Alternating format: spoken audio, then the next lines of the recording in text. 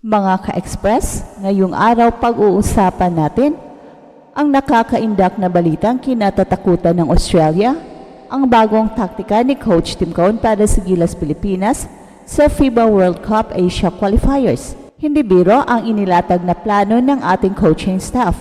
Isang kumpol ng matatayong na bigman at versatile na wing guards na magbibigay ng ibang dimensyon sa laro ng Gilas. Kaya huwag kayong bibitaw dahil sa pagtatapos ng video na ito, ihahatid ko sa inyo ang mga detalye kung bakit nakakabahala para sa Boomers ang Gilas Pilipinas. Sino nga ba ang pinakamalaking banta ng Gilas Pilipinas sa Asia Qualifiers? Una, ramdam na ramdam ang bagong diskarte ni Coach Tim Cohn na hindi lamang nakasentro sa mga mabilis na guards, kundi sa malalaking poste rin. Sa frontcourt, hahatawin ang depensa ng Australia nina Junmar Fajardo, AJ Edo at Kai Sotto, tatlong higanting rebounder at shot blocking machines na haharang sa bawat penetration ng Boomers. Kasama rito ang matalas na footwork ni Junmar at ang husay ni AJ Edo bilang best Gilas bigman sa huling World Cup sa Manila, plus ang lumalaking potensyal ni Kai na magdadala ng kanyang shot blocking presence. Pangalawa, hindi basta-basta ang lineup ng Gilas sa wing positions. Sina Carl Tamayo at Kevin Kembao, dating sentro, ay inilipat ni Coach Tim sa wing at guard spot para masulit ang kanilang versatility. Pwede sila mag-dribble, mag-shoot sa perimeter at bumalik sa post kapag kinakailangan. Si Justin Brownlee naman, ang ultimate Swiss Army knife ng kupunan, kayang mag-guard sa wing, umangat bilang center, o mag-handle ng bola bilang guard. Sa ganitong kombinasyon, matindi ang threat sa transition game at sa smart ball movement na nagmumula sa triangle offense ni Coach Tim. Pangatlo, malaking update ang pag-alis ni Kevin Kembao papuntang NBA Summer League sa US, isang opportunity na magpamala siya sa mga scouts at posibleng makakuha ng G-League o 10-day NBA contract. At si Carl Tamayo, bagong kampiyon sa Korea, patunay na patuloy ang pag-unlad ng mga kabataang manlalaro ng Gilas kahit na nasangkot sa kontrobersiya sa finals MVP race sa Korea na siya dapat. Ang kanilang duo ay nagpapakita na hindi lang karanasan ang batayan ng kupunan, kundi pati ang patuloy na paghasa ng kakayahan. At sa huli, hindi lang sa court na kasalalay ang tagumpay, plano ng Express Info na bigyang buhay ang bawat laban sa pamamagitan ng viral social media content, mga highlight reels, behind-the-scenes footage, at audience pool para mapalapit ang fans sa kupunan. At suportahan natin ang Gilas hindi lang sa sigaw at palakpakan, kundi sa sama-samang pagbabahagi ng kanilang kwento at laban tungo sa karangalan ng bayan. Simula pa lang, ramdam mo na ang kakaibang energy sa camp ng ating pambansang kupunan.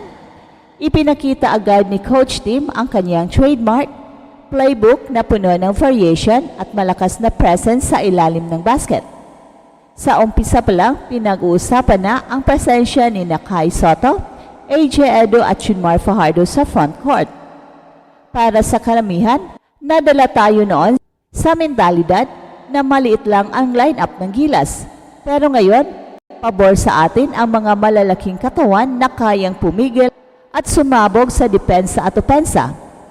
So isipin mo na lang si Junmar na kilala sa solid footwork sa paint, mas lalong tataas ang confidence, habang si AJ Edo na freshly crowned best big man ng Gilas sa huling FIBA World Cup sa Manila ay muling magpapakita ng kanyang husay sa rebounding at shot blocking. At syempre, di mawawala ang towering presence ni Kai Sotto na hindi lang sumisigaw sa taas, kundi nagdadala rin ng malalakas na post moves na susubukan kung kakayanin ng Australian defense. Pero hindi lang yan ang sorpresa. Kasunod ng malalaking poste, pinuno rin ni Coach Tim Cohn ang gilid ng court ng mga wing players na may taas, bilis at versatility. Nandiyan sina Carl Tamayo at Kevin Kembao na dati inakala puro trabahong nasa poste lang, pero ngayon inilagay sa wing spot at kung kinakailangan, pwedeng bumaba sa guard position. At ang resulta, kahit sa transition o fast break, malakas pa rin tayong makabangga sa kanila at may kakayanang sundan ang mga mabilis na Australian guards. At syempre, hindi pwedeng hindi banggitin si Justin Brownlee, ang ating naturalized player na may multifaceted na skill set. Pwede siyang mag-guard sa wing, mag-post up bilang center, o mag-dribble-dribble din bilang guard. Sa bawat possession, may tandang hindi mo alam kung saan siya lalabas, sa loob ng paint o sa perimeter, handang mag-shoot, mag-drive o mag-disrupt ng depensa. Pero higit pa sa individual prowess, ang talagang ikinababahala ng Australia ay ang kabuuang game plan. Sa coaching career ni Coach Tim, kilala siya sa paggamit ng triangle offense at iba pang ball movement schemes na umaasa sa high basketball IQ ng mga manlalaro. Kaya kahit na meron tayong malalaking post players, hindi ibig sabihin na puro isolation ang diskarte.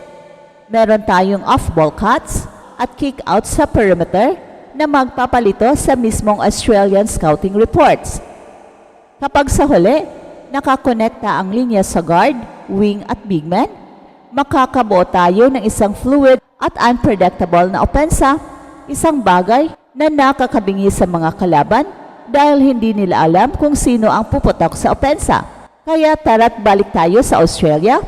Ikinalat agad ng Boomers fans sa social media na baka magkaroon ng basketball part 2. Kapansin-pansin ang takot nilang baka matamaan sila ng physicality. Pero may ilan ding nagsasabi na hindi na siya tulad noon. Dahil kung dati ay puro guard heavy ang gilas, ngayon ay big man ang nakapwesto sa frontline.